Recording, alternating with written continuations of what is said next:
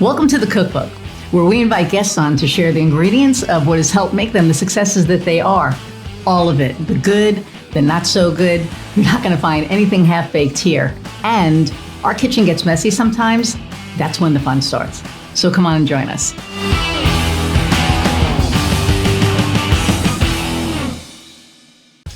Hey everybody, and welcome to another episode of The Cookbook. I'm your host, Iris Goldfeder, and today's guest, this is a little bit of a surprise, because usually I know the person that I'm interviewing, and today TJ and I never met before today, so I'm going to let him introduce himself, but I'm really excited because who knows how this is going to unfold.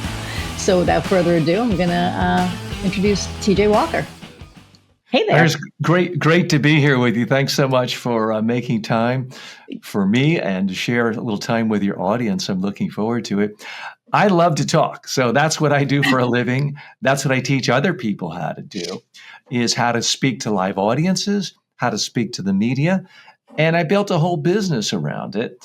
And I didn't start out this way. I was the quietest kid in elementary school. I never said anything in class. And my whole speaking career began in sixth grade when my teacher pulled me aside and said, hey, buddy, you're going to get good grades, but I'm giving you a C in handwriting. But if you give the welcoming speech for the graduation ceremony, I'll give you an A in handwriting. So she essentially bribed me. There's a barter system. I didn't like to speak. I didn't feel great about it, but I liked getting A's. I said, well, okay, how bad could it be? So I wrote my little speech, stood up, welcome parents, teachers, students to the Bruns Avenue Elementary School graduate. I got through the speech. I got the A, and I learned at an early age, if you just stand up and speak, good things happen to you. People give you good things. And the very next year, I won a Fonzie lookalike contest in junior high school. This was 50 years ago, and my reward was doing the junior high school newscast on closed circuit TV. And believe it or not, ever since then, everything I've done is related to either public speaking or speaking to the media. And it's taken me to nearly 50 countries around the world, or I've trained presidents of countries, prime ministers, Nobel Peace Prize winners, Miss Universes, and professional athletes. That's fantastic. So when you, I remember because we're probably close in age, I remember the closed circuit TV stations and the, I remember the studio in our high school. So that's kind of neat. So did you work for any corporations, or did you just start doing your own thing right away? I've worked for federal government. I've worked for members of Congress. I've bounced around in a lot of different jobs, frankly, had internet startups. But pretty early in my career, I worked in state government as a communications official and as an aide to members of Congress. Worked in political campaigns for many years as a media consultant, producing TV commercials and coaching candidates as well. And hung out my own shingle about 25 years ago as a full-time media trainer and presentation skills coach. And it was rough. The first year, I started it in a recession in 2001 and made $10,000 the entire year. And that was working about 18 hours a day. So it was a tough start. Wow. And so clearly that wasn't the case the year after. So how did you bounce back from that year? Well, here's what I did. I made a classic mistake. You as a marketing expert know this. I tried to be all things to all people. So I had shut down an internet startup, and I'd hosted TV and radio shows before, but I wasn't making a living doing those things. So I hung out my shingle. I started a web page, and it said, I can do public speaking training. I can do media training. I can do audio press releases. This was before a podcast. I said, I can interview you on video and do a video press release. This was before YouTube. I can help you pitch money for your startup. So I had this list of a dozen different services that I could do. And what I found is I just confused the marketplace. Nobody really knew where to put me. I started something called the PR Radio TV Network, where I interviewed public relations officials and heads of PR firms. And the problem was, I thought they would hire me for media training. They put me in the category of, oh, you're a reporter, different category. So I Sure. confused the marketplace, and I just wasn't making any money. And about once a month, I took one thing off of my resume, one thing off of my services. I did that for the whole year. By the end of the year, I got down to one thing. I help people communicate more effectively. I got rid of all the other stuff, not because I couldn't do them, but Right. because I couldn't get the marketplace to understand that I could do it. It So was muddying the when I waters. narrowed it down to just one thing, Yep. that's when it took. The other thing I did in retrospect that helped me out a lot is I looked at all the other media training firms, all their websites, and they all said the same thing. They all said, we work with everyone. We work with CEOs and professional athletes and politicians. I thought, how do I really differentiate myself? Because I had done it on the side for many years, but just as a freelance side type of a thing. So I asked myself, of all the clients I work with, who in general are the best ones that are the easiest to deal with and that can pay the most, and if I targeted my energies, would be more profitable. Because like a lot of people, I'd worked with politicians, which are very difficult to work with, and entrepreneurs and small business people, all wonderful. But I found that when I worked with top executives at publicly traded corporations, C-level executives at publicly traded corporations, they tended to have the most money. So in the beginning of my second year, I branded myself as the leading media training firm in the world specializing in training C-level executives at publicly traded corporations. Now, there should have been an asterisk there saying I'm the only one that specializes in that. But that helped me take off, because if you were in charge of corporate communications or PR for a publicly traded company and you saw that, you know, well, this person must be legitimate. He's not going to waste our time. So they felt comfortable with me. And I still got businesses from other industries, because if you were an entrepreneur, you thought, well, he's already working with public CEOs. I want to be that one day. Let's hire him too. Sure. So the business went from $10,000 year one to a couple $100,000 year two, and it just took off ever since. Nice. Very cool. So this is so funny because, like I said, usually I know the person beforehand and I know what I'm going to ask. So after you took off, so in that first year, once you niched yourself, right, you narrowed everything down.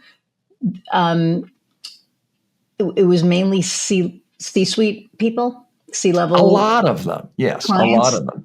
Mm-hmm. How did you branch off again to others? Just, websites change over time, doors open, new marketing ventures. I did things like I did publicly marketed workshops for the Public Relations Society of America. That would bring in people from everywhere. And through networking, Sure. SEO.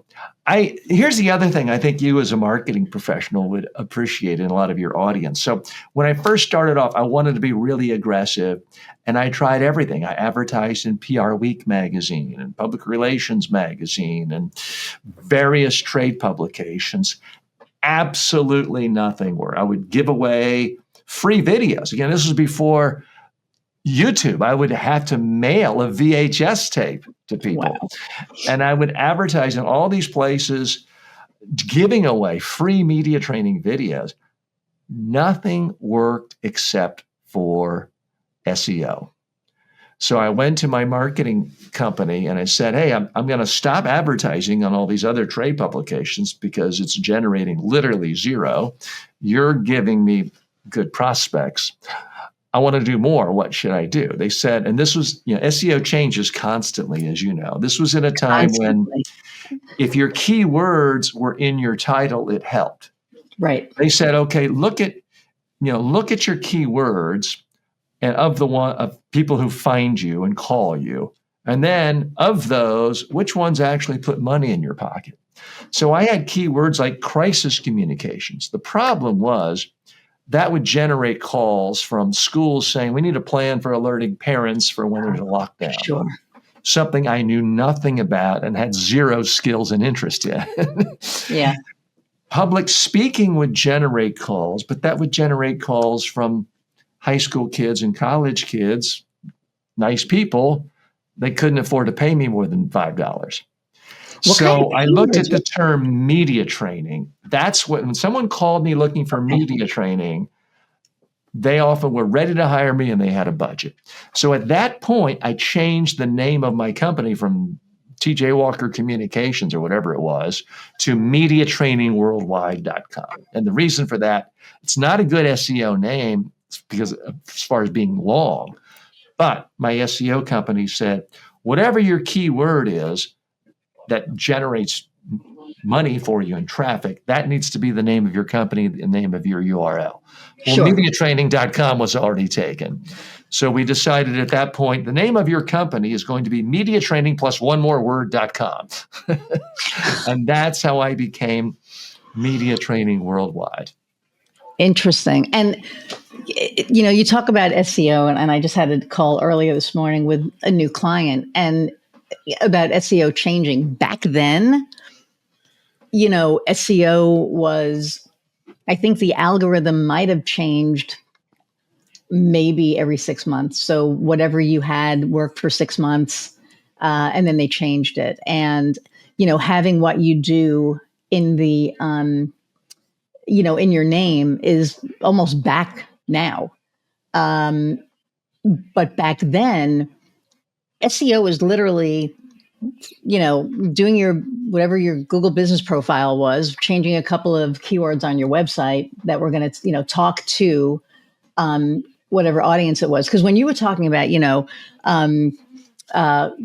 crisis control and, public speaking, right away, I was like, oh, but they weren't targeted. They were just very vague, right? So, you have to get targeted. So I'm glad that you were able to, to target that, because a lot of people don't get that. And the fact that you got that back then I'm actually pretty impressed. Well, it was by necessity, because at the time I started my business, I'd had a .com. I was going to be a .com billionaire. I had something like the Huffington Post, went bust. I had maybe $400 to my name.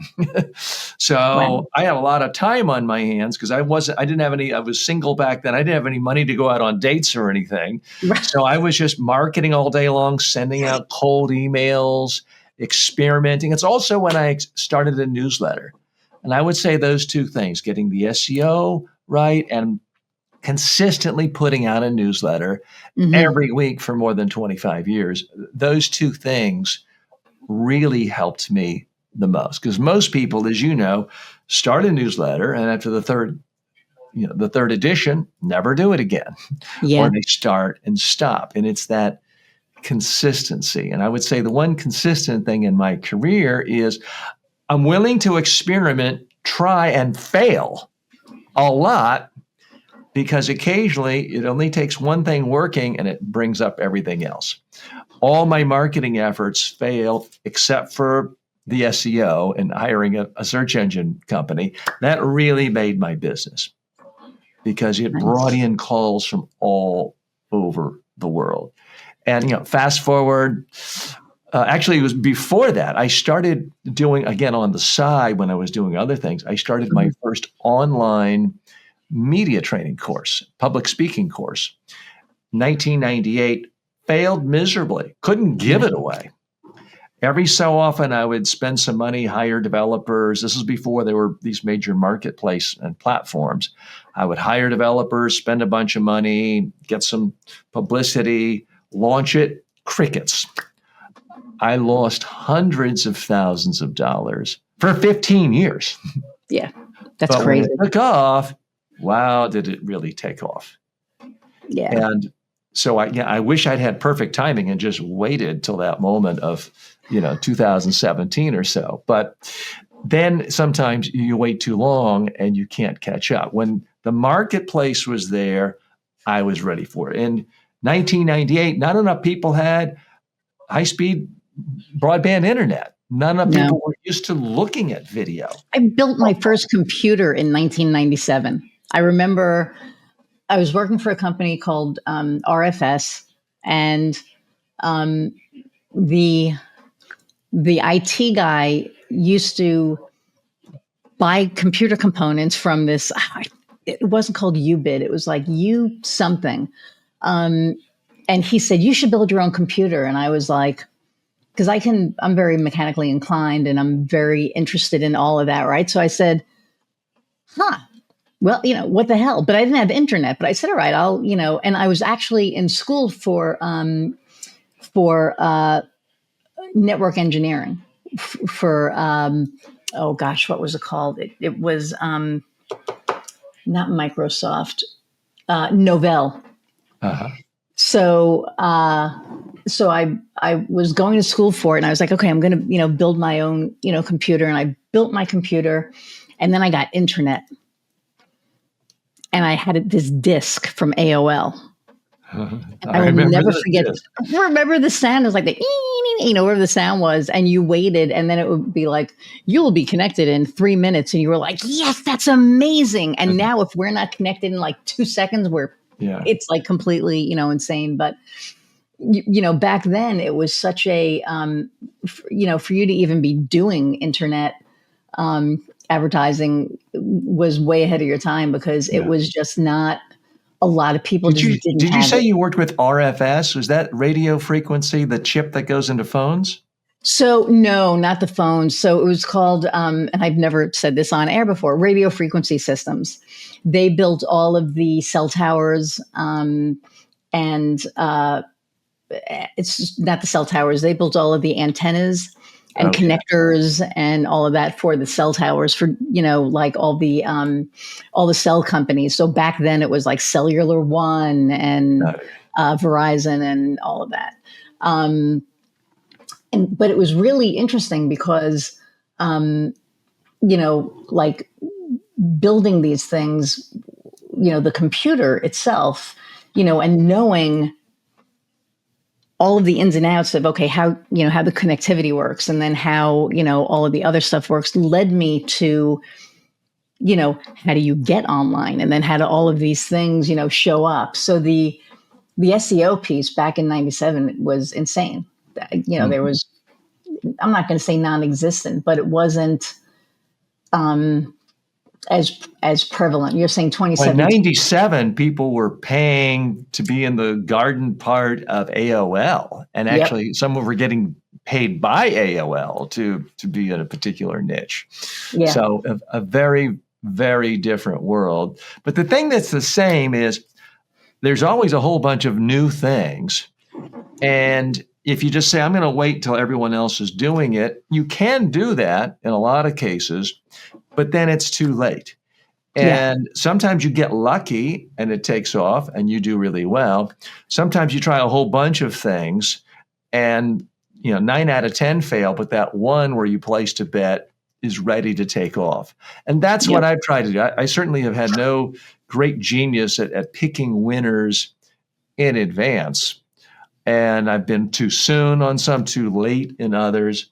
But certainly going early on SEO helped me a lot. Going early in online training helped me because it really did take off around 2018. And then when the pandemic hit, boom, it was 8 years of growth in about 7 weeks. Yeah. Which Amazon experienced, anyone in the online space experienced that. The bad news was it decimated my in-person training business. The good news is it didn't matter because the revenues were everything went up with up 10 times from all the online students. Yeah. And now I have 12 million student enrollments from around the world. That's incredible. That's just, talk about a success story. Wow. And it's so, not funny, but when COVID hit, for me, it was because I, built my business locally for the most part, and it stopped. Like I couldn't go anywhere. So I had to go on LinkedIn, and I would be on LinkedIn, and it was like people now laugh. They're like, you were shy. Like behind my computer, I was shy to go into these marketing groups. And right before the pandemic hit, Kofi told me, he said, you need to be doing video. And I was like, I never need to be doing video, because I thought, video was for, I don't know, movie stars or whatever. Like you had to look a certain way, right? So I didn't think that it was me. And then the pandemic hit, and I started inserting myself into these like marketing groups on LinkedIn, and found that, hey, I had something that they wanted to hear. So that opened up my world, like unbelievably. And I joined this marketing group where I met this woman, Nina Fareep, who owns Clockwise Production. She does video. And we had a video challenge for, it was like 3 or 4 months, where you had to do a video every day, every work day of the week. So you had to get comfortable with video. And by the time, June hit, it didn't matter how you looked, because, I had my Bonnie Raitt gray streak, like everybody looked like crap, right? It was like, it didn't matter. What mattered was the message and how you delivered it. And it was such a revelation for me. It was like, oh my God, this is like amazing. So, things started blowing up, right? It just started getting, national, because now you're not just in, Lafayette, Indiana. Now you're like all over the place, because the internet that's the only place that I could be. So it was just incredible how big the world got. That's great. You got over that hump of feeling uncomfortable on video. Everybody's uncomfortable on video. So much of what I do when I'm training people for media training and public speaking training is getting them comfortable speaking in front of a camera, comfortable knowing they look and sound their best. And everybody feels like their voice is uniquely awful. There's something about them that doesn't look good. I've had clients start crying when they see themselves on video for the first time. Really? And I usually say the same thing. I usually say, look, relax. Nobody here's 21. And, my hair is gray and falling out and I got wrinkles. You're fine. I had a client once, recorded presenting, doing an interview. We watched it. She started crying. I'm like, well, what's wrong? Like, TJ, I hate the way I look, hate the way I sound. And I was about to say what I normally do. Hey, relax. No one's 21. But I realized I couldn't do that because she was 21. She was actually Miss Universe and hated the way she looked and hated the way she sounded. And she looked fantastic. Wow. Everybody dislikes something about how they look and sound. And what I point out is, think of the top 3 highest paid people in Hollywood for the last decade. It's Judge Judy, it's Dr. Phil, Oprah, people who by traditional metrics of beauty and good looks in America do not fit the bill. Judge Judy's not the young starlet, okay? No. Oprah doesn't look too bad, though. People don't care if you have something interesting and useful to them. Where looks matter is, yes, if you're trying to be a movie star for Friday night for the Cineplex to appeal to teenagers, being conventionally really good looking doesn't hurt. Right. But for everybody else, nobody cares what you look like if you're giving something valuable to them.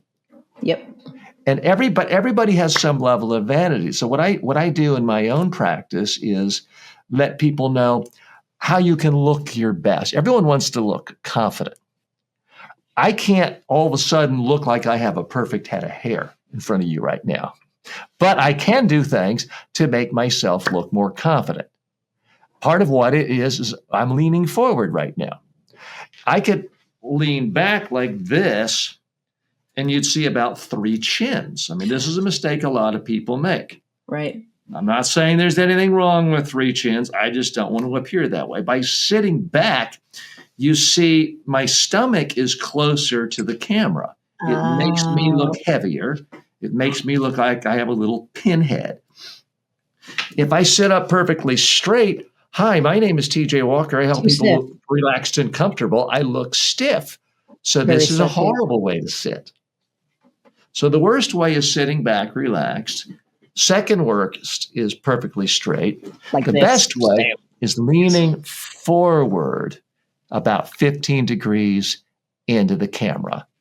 Other things that Interesting. really mess people up is like, I want to be looking at you right now. The problem is if I look at you down here, now it looks like I'm ignoring you and I'm checking my email. So I look really rude right now, even though now I can see your nice smile. And that's a big problem people have when they're on Zoom or StreamYard Wow. is they're Yep. doing this or they're doing this. They're looking at their notes. Well, as you can see here, I look really relaxed and comfortable. I'm not shifty-eyed and untrustworthy, and they're literally shifty-eyed.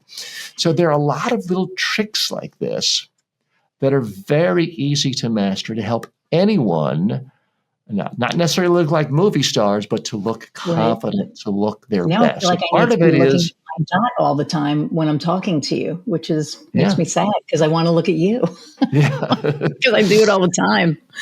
And part of it is just having a little bit of a smile on your face. I don't mean a big phony fake No. TV evangelist smile. I mean just a little bit of a smile because most of us, when we're listening to someone, our face goes blank. But on a video camera, if your face goes blank, it's like this. Wow. It's like a mugshot. So when I'm talking to you, I'm intentionally smiling just a little. It will make anyone look more relaxed, more comfortable, and more confident. And then the That's so final thing is you need to move. People think, oh, I'm going to be professional. I know I'm not supposed to move my hands. Wrong. I have students in every country in the world except North Korea. I've been to 50 countries training in every culture in the world. When people are speaking and they're comfortable and confident, their hands move. So the right. second you immobilize your hands, you freeze your hands, you freeze your arms, you freeze your neck, you freeze your voice. Hi, I'd like to tell you how to come across comfortable and relaxed and confident on TV today. It's not very believable, is it? You Wow. want movement. Now, Right. is it possible to overdo it? Yes, I've seen Will Ferrell and Talladega Nights. Like, I don't know what to do with my hands here. It's possible to be distracting. I've never actually seen anyone do it in real life unless they're a professional comedian. So a lot of what I train people to do is to bring back their movement in their hands, their body. Now, you don't want to be swiveling in a chair. And for a lot of my guests, I recommend don't even have a chair if you're doing anything on video that swivels. Right. Better to have it so that it doesn't. But if you can just lean from the waist forward and move in occasionally, you look much more comfortable, confident, and relaxed. That is so interesting because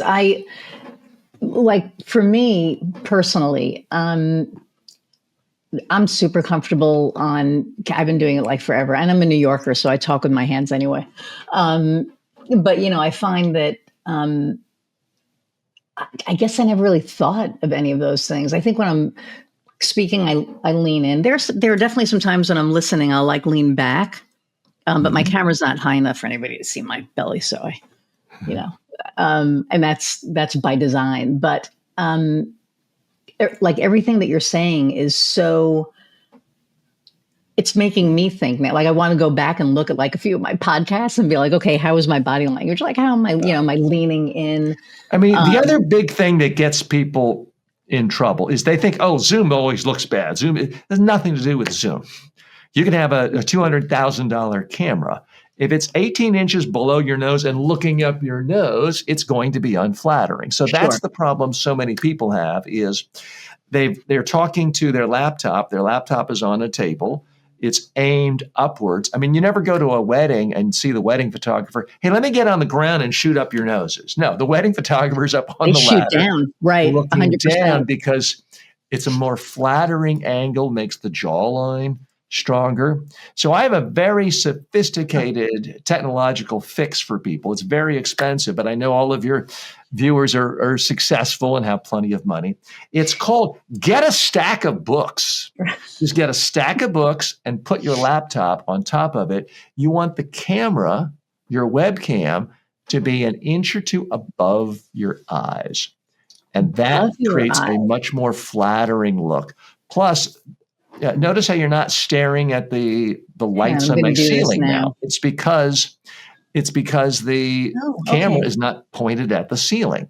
So Huh. anytime you can see the ceiling, it means your camera angle is all off. It's much more flattering to be an inch or two above. I also recommend, now I'm a little too high. I also recommend that the top of your head be almost touching the top of the screen. This way you can see your hands, your body, your torso. This is how professional news anchors are typically framed. See, that's Most kind of people hard. well, it's Now, just if I move different. it down, my camera is there, and then you can see all this crap. But if I move it up, where'd I go?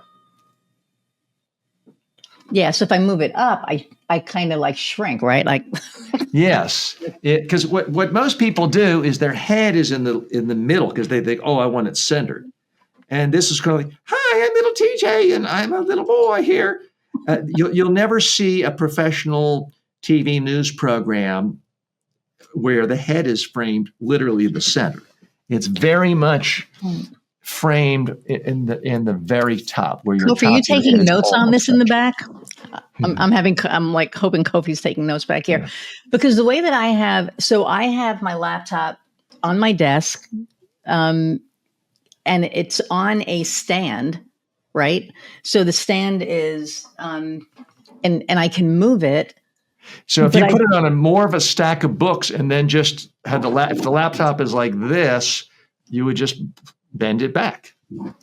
But you want the lens either right at your eye level, or you want it an inch or two above your eye level. That's what's going to be most flattering for most people. Interesting. And you can do it either by bringing up your chair, bringing up the laptop, but Even changing like the camera. But it's still shooting upwards. I can tell right now your camera is it lower is. than your eyes. Yeah. Yeah. Huh. So I'm little gonna have things to- like that can make a difference, because now you don't see all my chin and jaw all jiggly Right. looking up. It's a more flattering look. Okay. So yeah, because when I move it up now, Yeah. just to show you, I disappear. So Well, that's but you can bend the camera back. If you're using a laptop, you can then bend it forward. Bend it. Wait a second. Bend it forward. Oh, I see what you're saying. Yeah. Well, So even bending again, it you want forward, your though, head. right? Is like, That's too much. Yeah, there we go. Well, So now like if you're that? leaning back, yeah, no, I'm actually leaning. Okay, so let me raise this. there. Now I have to mess with this. I'm going to raise this and then move this here. But Yes. I'm leaning. I'm like right here right now. Yeah. I mean, it's a little bit close, but it still looks better to me. I wonder if this needs to be like, do I need to be back? Or push the laptop a little further away. Push it further away. So here's the big lesson for So like all that. of your. But my hands, you still can't see my. No, I can see them. And so the big lesson for your audience, though, is experiment. Don't just do it because it's the easiest way for you. I see people constantly doing a podcast or an interview, and there's a window behind them. I get it. If you're working from a home office or regular office, you want sunshine. That's better for your mental health. But it looks horrible on camera because the sunlight is so much brighter than other light. And then it makes you all dark and shadowy. So you want light in front of you. If you have a window, and I do have a window open, but it's on the side. It's not behind me. I have small little accent lights behind me so as not to distract. And that's the problem with overhead lights, is they cast unflattering shadows. So again, I have a very sophisticated high-tech solution for all of your viewers. Very expensive, but I know they're all successful. Get a lamp somewhere in your house, take the lampshade off and put it on the other side of the camera. Now you've got light more or less at your face. Like this. And you can buy a ring light for $15 these days. But what you don't want are the overhead lights. They are unflattering to everyone. You want lights at your eye level, and you don't want light behind you because that So light darkens you. eye People level? want it doesn't have to be right at eye level. Mine are a little higher, but you don't want them just overhead. If I had my overhead lights on, you wouldn't see my eyes. You'd see nothing but shadows. But I've turned off my overhead lights. I only have a couple of lights in front of me. Interesting. Okay. So what you really want when you're doing a video interview, whether it's live on CNN or CNBC or you're on Iris's podcast, is you want to be confident you look your best. You don't want to be in the middle of an interview thinking, oh God, why did I wear this old rag? Or where am I supposed to look? And did I put enough makeup on? You don't want to be thinking about those things. You want to know, I'm coming across exactly the way I want to come across. I'm coming across my best. Interesting. And this is my 110th episode. Never even thought of any of those things ever. Well, you learned naturally by doing it. And Mr. Beast learned naturally. If you look at his first 5 years, he was like, hi, my name is... I mean, he was sounded as weak and childlike like any other 12-year-old. He grew into it by doing it hundreds of times. Right. Most people do it once and say, oh my gosh, I'm awful. I'm not an on-camera person, and they give up. Or they do 3 or maybe 5 episodes. They're not instantly inundated with clients and money. They give up. They say, well, that doesn't work. You got over the hump, to your credit. What I do is I help people learn in a day what might take them 2 years if they're just doing it through trial and error. You could learn how to write through trial and error, but most people prefer to go to first grade and there's a teacher saying, hey, little Timmy, you got to start a sentence with a capital letter. You need to end a sentence with a period. It's faster learning with a coach. So when I do work with people, I typically get them on camera not 1 or 2 or 3 times in a day, if it's a one-on-one training. They get on camera a dozen times in a day. So, when I tell people, at the end of the day, if you're saying, wow, TJ, this is the greatest day ever. You're the greatest trainer. I learned so much. You told me so many fascinating things. That's what they tell me. Then we know the day was a complete 100% waste of time and money. What really has to happen is at the end of the day, they're pointing to the screen saying, wow, TJ, if I can be half as good as she is or half as good as he is, I'm going to be the star of my industry. And they're pointing to a video of themselves. Wow. That's when you know a real breakthrough took place. So that's what I do. That's what any really good media trainer or presentation skills coach will do, is they create a new role model for you. And it can't be me. It can't be Oprah. It has to be you. You have to become your own role model. Because what I have found with pretty much any of my clients is I always take them out to dinner the night before. And whether they want a glass of wine or a beer or whatever makes them comfortable, and you're talking for a while and you get them talking about themselves, everybody's a good communicator and animated, interesting, and energetic when they are comfortable talking about something they care about. Right. So people come to me as a media trainer or presentation skills coach thinking I'm going to teach them how to act for the camera or act for the crowd. And the reality is I do the opposite. I teach people to stop acting. Right. The problem most people have is they start acting once the red light goes on or once the camera's on, and they start acting scared. And when you're scared, all of a sudden you become more monotone, your speed becomes more consistent, your tone becomes more consistent, you don't move and you're awful and boring. So much of what I do is... And you're curled in. And when you're curled in up like that, you're tight and you're, I had somebody on, I actually didn't air the episode. It was the only episode that I didn't air out of all of them. Actually, there were 2 that I didn't air. One I didn't air because it was a salesperson and he sold the entire time. And it's like, that's not what this was about. And I was trying to tamp him in and it didn't work. But the other person was just so stiff and distracted. Like, I'm talking and they're like on their phone, and then they're sitting like this. And then when it came time to talk, and pardon my French, I was like, what are you doing? Yeah. I'm not gonna curse, but Yeah. it was just By like, the way, let's use this as a learning moment, because I try to always do this. My recommendation when you're doing an interview, literally power down, not vibrate. If it vibrates, you're going to look, it's human nature. Literally power it down. You're the only person I want to talk to right now. And you're the only person I'm going to talk to. right. It's so, yeah. But like I said, so those were the only two that I didn't air. Yeah. And I'm sure you've interviewed people before where they were really great at the cocktail party or over a dinner, and then you had them and it was like, wow, they were a A+ before, and the interview was a B+. They're tightening up. They're nervous. They're scared. They're thinking about, what am I going to say?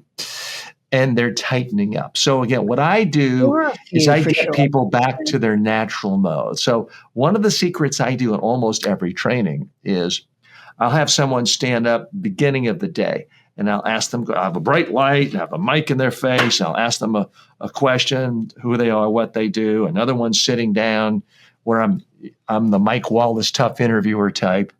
And then I'll drop the microphone off, turn the light off, pull the plug out of the connecting TV, unbutton my jacket, and I'll say, so how'd that feel? They think they're not being recorded. And typically they go from like this to, oh, TJ, that wasn't any good. I didn't like that at all. And I was they become incredibly animated and interesting.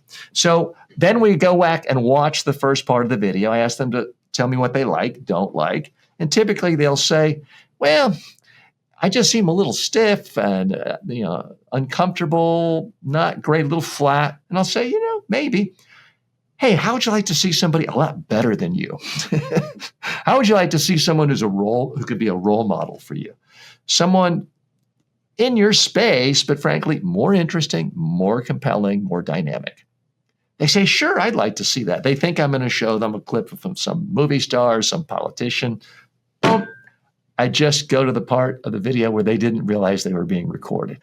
And they were relaxed. And I'll critique it as if it were a completely different person. I'll say, hey, look how this person is leaning forward. Their hands are going up. Look how this person's eyes are getting bigger. Listen to how they sped up their voice and then slowed down. Listen to how they punctuated this word with more volume and then softened it.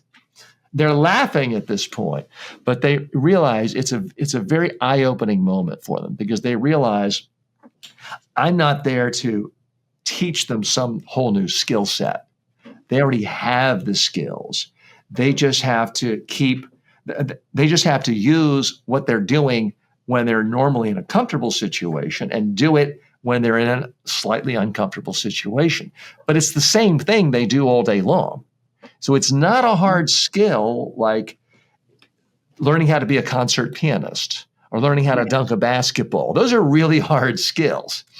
All I'm getting people to do is to do what they already do in other parts of their life when the circumstances just seem a little different. Yeah. And what I find, so I sing professionally, right? So I'm used to stage. I'm used to, excuse me, all of it. And I remember when it came time to video, I was like, no, not going to do it. Seems different. It's like totally different. And it's like if I'm in the studio recording, right? It's the same thing.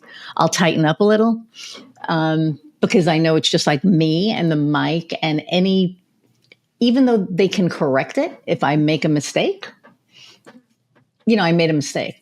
But when it comes to this now, for me, and I think because of Zoom during the pandemic, right? It just became very comfortable. And this was just the way that you communicated. This was it. And so whether it was doing a video for me or, talking on a Zoom call, that's pretty much what happened. And we were recording. This was like so funny. This was like earlier this year. And actually, it's not true. I think every quarter when I do my content videos, I will have a list of what I'm going to talk about. So this I can do and it's not a problem. But when it comes to like actually doing like a video, we laugh. Like we actually there was one day that I just wasn't feeling it. And I tried doing these videos and I was like, it's not happening today. And then we did it the following week and it gelled. But, there's also times, I guess, that when people are doing video for themselves and it's, I don't know, like, you have a list or whatever. Sometimes you forget, right? It's like that there's like this stressor there. And like I said, I've done 100 and however many episodes. I don't even know how many Zoom calls. Like I probably should have taken stock out in Zoom. I don't know why I didn't.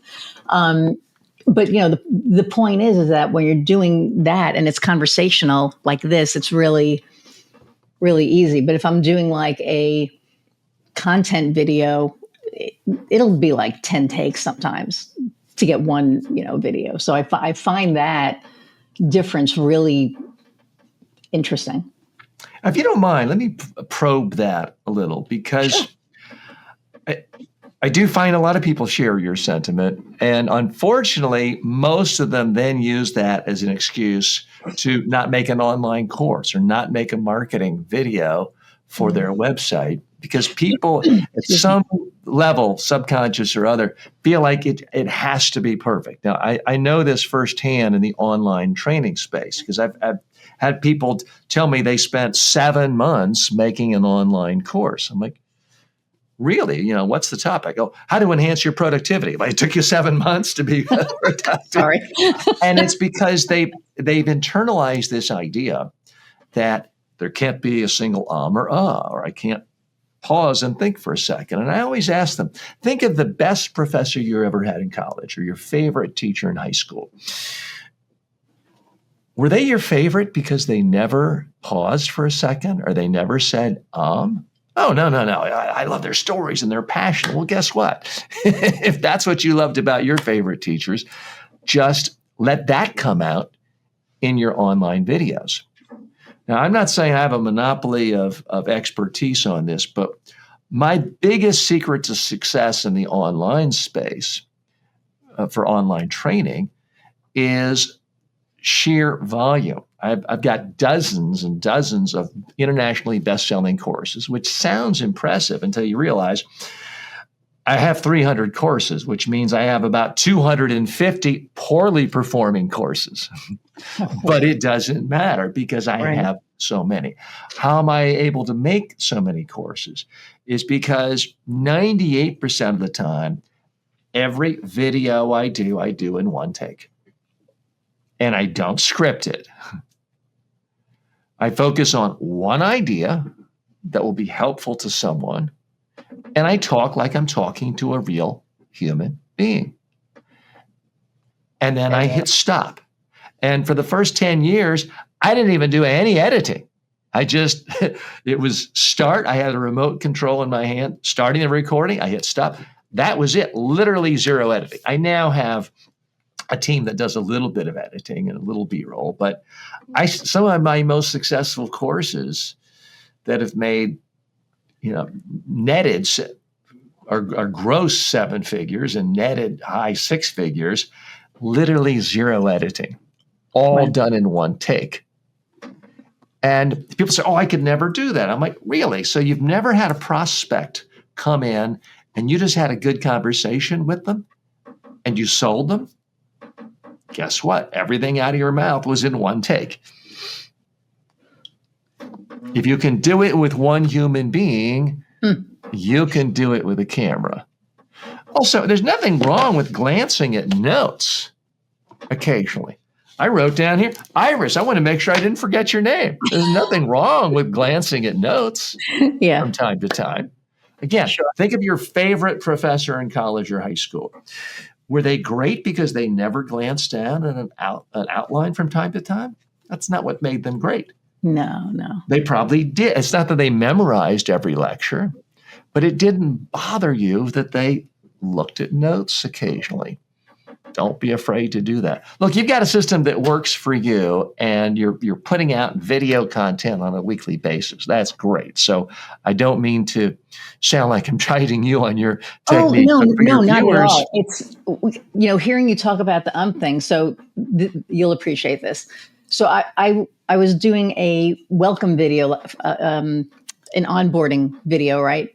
So I wanted it to be personal because for me, my clients aren't transactional. It's not like a numbers game for me. I want to know the person that I'm helping and help them grow their business. So, so for me, it's personal.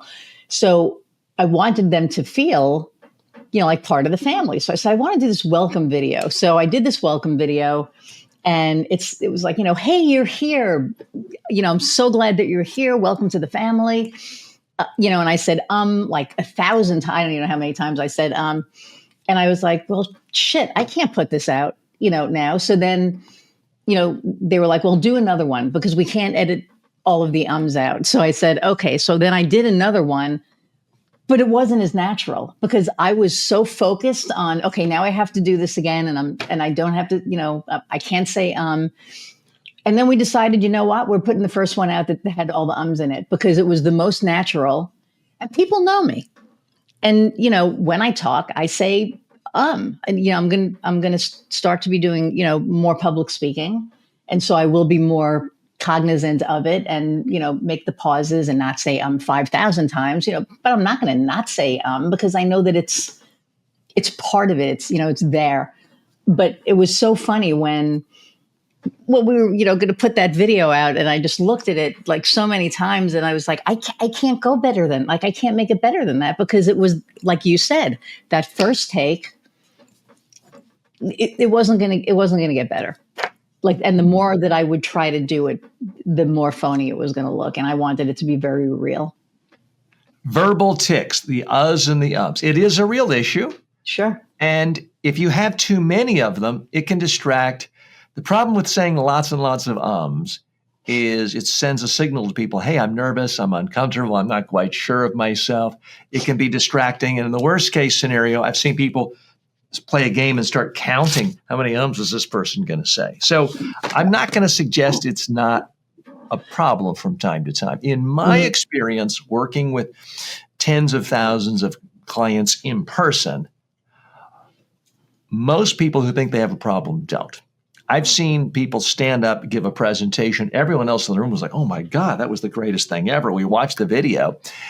And the client is like, I just want to apologize to everyone. That was the worst speech anyone has ever given. I did nothing but say the whole time. And we're all looking around like, no one even noticed the person said They said 2 ums in 10 minutes. Everybody says and occasionally. There's nothing wrong with it. It's showing someone, I'm thinking. You're thinking. I need a moment. Nothing wrong with it occasionally. Yes, too many of them can be like me sending you a cover letter and there's a comma after every other word. It's excessive clutter. But I have solved the problem for people. Do you want the solution? I have a device that gets rid of uhs and ums. Do you want to see it? Uh-huh. Again, it's very expensive, but I know your audience. I'm going to hit my camera off just for 5 seconds because I have to stand up to get it. I am wearing pants, but I'm wearing shorts. We are in Florida. So I'm just turning my camera off for 1 second. You're fine. I'm not going anywhere. I'm just going to get my tick buster. Oh, you know what? I've left it. I apologize. I've left it in my briefcase at home. I'll describe it for you. So this is a technique I've used with presidents of countries, Nobel Peace Prize winners, and billionaire CEOs. It really does work if you say too many ums and uhs. What I do is I have little stickers. It has the word like, whatever the verbal tic you have, I have a sticker with the international red no sign, just like no left-hand turn, no parking. It has the international no sign on top of it. I peel off the sticker and I put it Write on something you're going to look at 150 times a day, or your watch, or the top of your computer screen, or all three. It doesn't work instantly. After a day, though, when you say you're suddenly more aware of it. You have this sort of Homer Simpson moment where you're aware of saying and After 2 or 3 days, as your mouth and lips and tongue start to form the sound, the image comes up. It still comes out, but you almost catch it. But after a week, if you've been looking at these stickers constantly by putting it in front of you, the image comes up. Now you simply pause. Wow. And you don't fill the sound with clutter. So it's extraordinarily effective. I can tell you with the vast majority of my clients, they're only doing it the first time because they're nervous. Once they've practiced and they're comfortable with the material and they're talking, the ums naturally fade away. Every once in a while, there can be someone who just really has a huge problem. You mentioned you're from New York. You may remember Ed Koch couldn't get through a sentence without 25 ums coming out. Didn't seem to hurt his career.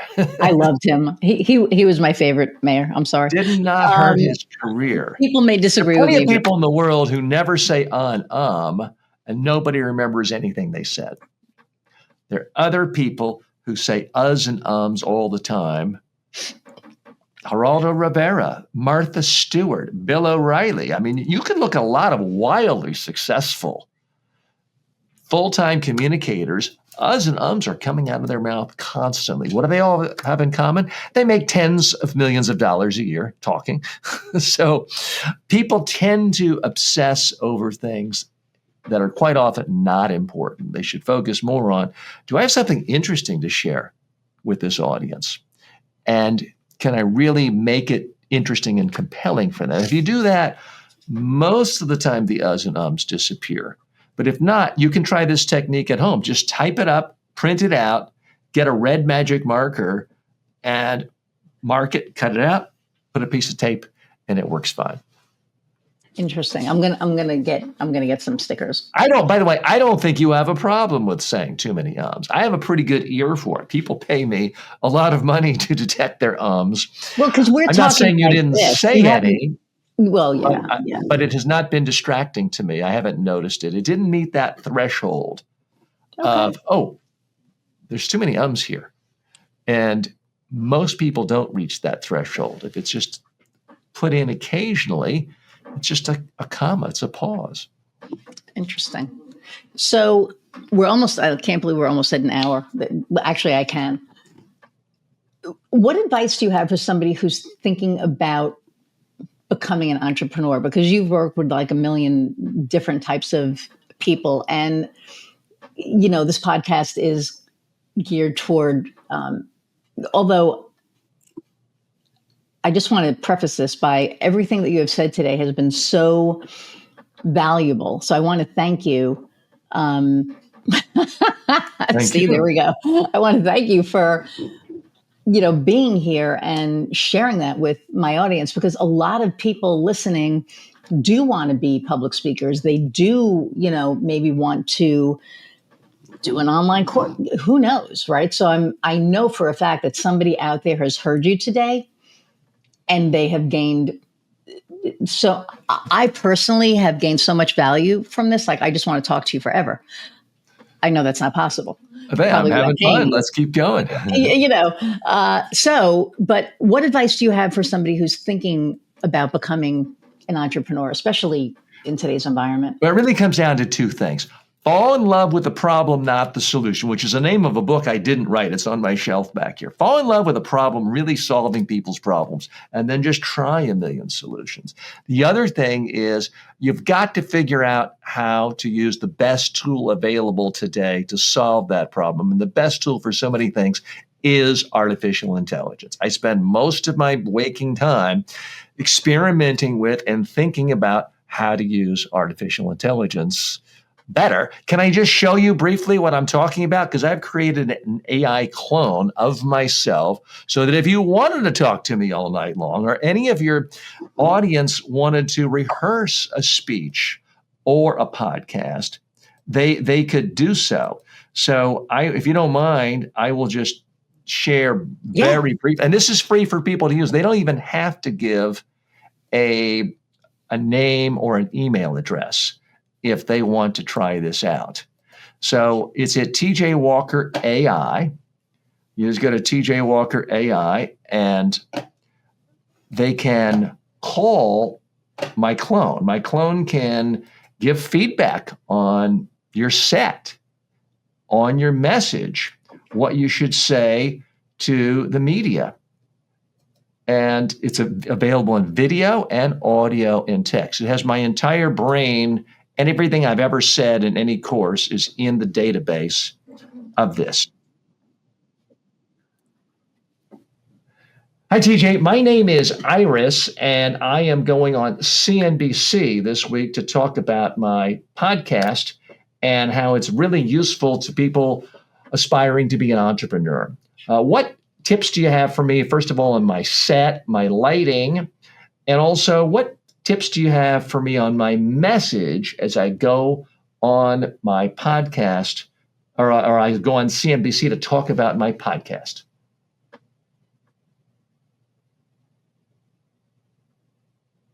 He froze. Wow. So that hasn't happened before. TJ, are we? Okay, he's back. Okay. TJ, did you hear the question?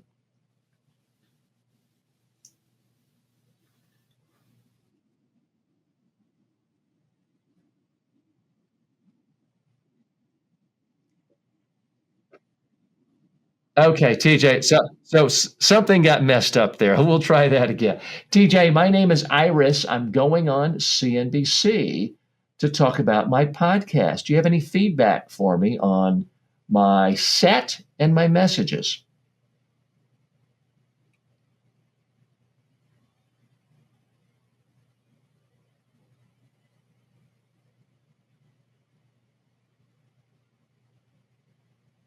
So that's one of the big lessons of technology. It doesn't always work. When it works, it's great. This has been working fabulously for the last 6 months, but it didn't work right now. So every so often, there is some kind of a glitch.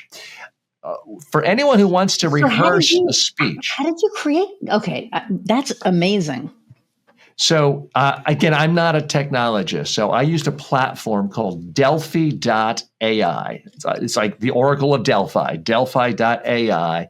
They have a platform. Normally it works really well, where it answers a question just like I would. I mean, it would tell you, hey, I like your pictures in the back, Iris, and your lighting is good on your face, and it would give you suggestions on messages. It would mention you by name. So it's not just giving some pre-record. It's not like an old jukebox where it's hitting B3 and C2. It's speaking just as I would in my voice, and it's pulling from every book I've ever written, every online course. All of it has been ingested into a digital brain. And it can talk to you in an audio format, in a video format, and a text format, other than today for some reason. But that's a part of the risk of doing things live. But no risk, no reward. No reward. Wow. Well, first off, thank you so much for taking time out of your, what I'm sure is an incredibly busy day, to share all of your valuable insights with and expertise with myself and my audience. Thanks for having me. No, absolutely. How do people, reach you?